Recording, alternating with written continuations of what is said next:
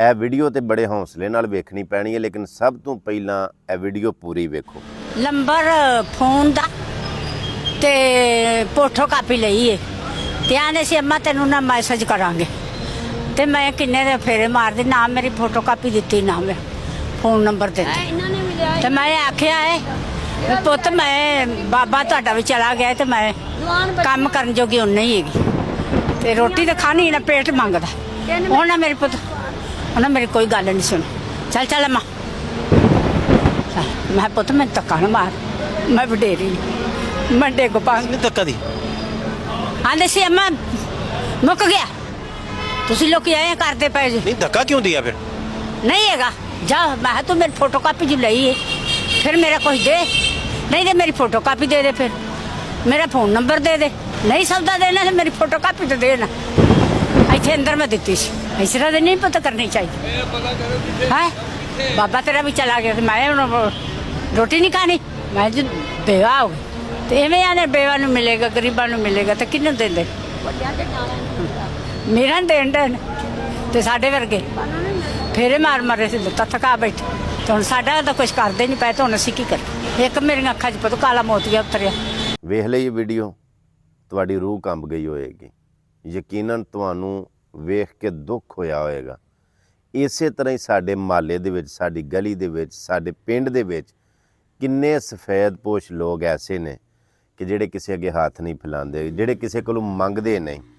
ਇਹ ਮਾਰੇ ਵੀ ਕਿਸੇ ਕੋਲੋਂ ਮੰਗਣ ਨਹੀਂ ਗਏ, ਹਕੂਮਤੀ ਜਿਹੜੀ ਸਕੀਮ ਹੈ ਉੱਥੇ ਗਏ ਨੇ ਰਾਸ਼ਨ ਲੈਣ ਵਾਸਤੇ। ਮੈਂ ਕਹਿੰਦਾ ਤੁਸੀਂ ਜਿੰਨੀਆਂ ਮਰਜ਼ੀ ਨਮਾਜ਼ਾਂ ਪੜ੍ਹੀਆਂ ਨੇ, ਹੱਜ ਕੀਤੇ ਨੇ, ਉਮਰੇ ਕੀਤੇ ਨੇ, ਤਸਬੀਹਾਂ ਪੜ੍ਹੀਆਂ ਨੇ, ਕੁਰਾਨ ਪੜ੍ਹੇ, ਰੋਜ਼ੇ ਰੱਖੇ ਨੇ, ਅੱਲਾਹ ਤੁਹਾਨੂੰ ਉਹਦਾ ਅਜਰ ਦੇ। ਮੈਂ ਮਨਾ ਨਹੀਂ ਕਰਦਾ ਕਿ ਨਾ ਕਰੋ, ਜ਼ਰੂਰ ਕਰੋ।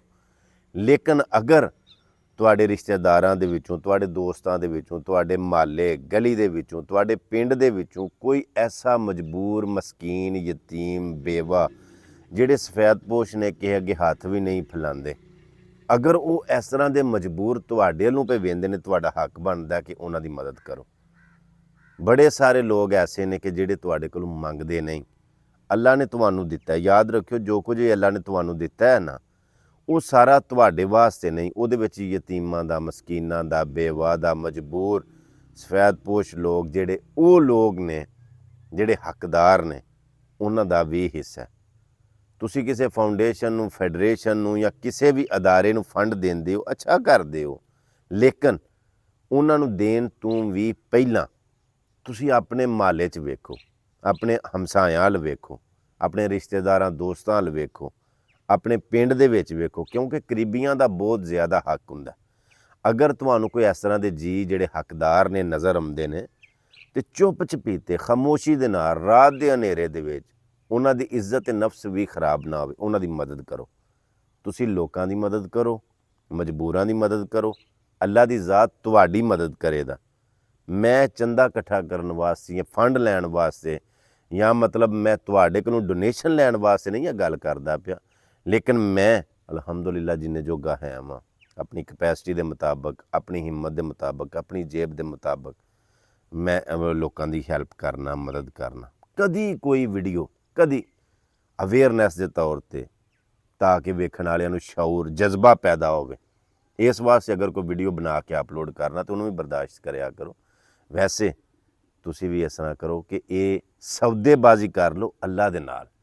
ਜਦੋਂ ਤੁਸੀਂ ਇਸ ਤਰ੍ਹਾਂ ਦਾ ਕੰਮ ਕਰੋਗੇ, ਯਕੀਨਨ ਅੱਲਾ ਪਾਕ ਦੀ ਜ਼ਾਤ ਕਿਸੇ ਦਾ ਸਾਨ ਨਹੀਂ ਲੈਂਦਾ, ਅੱਲਾ ਕਿਸੇ ਦਾ ਹੱਕ ਨਹੀਂ ਰੱਖਦਾ।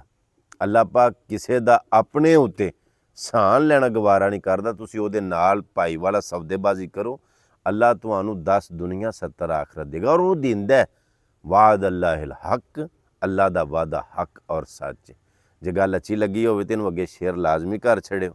ਮਿਲਨੇ ਇੱਕ ਨਵੇਂ ਵੀਡੀਓ ਦੇ ਨਾਲ ਹੀ ਮੈਨੂੰ ਇਜਾਜ਼ਤ ਦਿਓ। ਅੱਲਾ ਸੋਹਣੇ ਦੇ ਵਾਲੇ। ਅਸਲਾਮ ਵਾਲੇਕੁਮ ਵਰਹਿਮਤੁल्लाह।